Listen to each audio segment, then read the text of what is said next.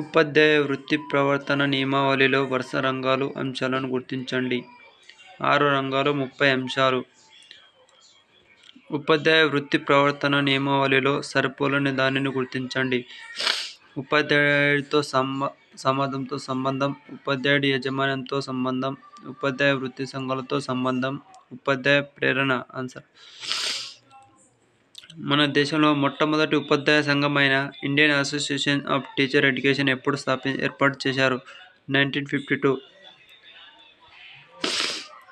విద్యా హక్కు చట్టం 2009 అనుసరించి ఈ సెక్షన్ ప్రకారం ఉపాధ్యాయ వృత్తి ప్రవర్తన నియమావళి రూపొందించబడుతుంది. 24. ఈ కింది వానిలో ఉపాధ్యాయ ప్రేరణకు సంబంధం లేనిది. ఉపాధ్యాయ పిల్లలకు ఉచిత విద్యను అందించడం. కింది వానిలో ఉపాధ్యాయ ప్రేరణలు బహిర్గత కారకాలు అనేది గుర్తించండి. క్రమశిక్షణ కలిగిన విద్యార్థులు.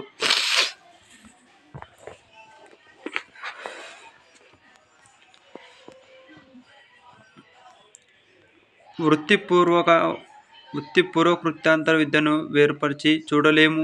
ఉపాధ్యాయులు నిరంతర శిక్షణ అందిస్తామని ఎక్కడ పేర్కొన్నారు? 1986 జాతీయ విద్యా విధానం. జాతీయ విద్యా పరిశోధన శిక్షణ మండలి ఎప్పుడు ఏర్పాటు చేశారు? 1961 సెప్టెంబర్ 1. ఎన్సీఈఆర్టీ అధ్యక్షుడు ఎవరు? కేంద్ర విద్యాశాఖ మంత్రి. కింది వానిలో ఎన్సీఈఆర్టీ విధి కానిది గుర్తించండి. జాతీయ ఉపాధ్యాయ విద్యా పాఠ్య ప్రణాళికను రూపొందించడం.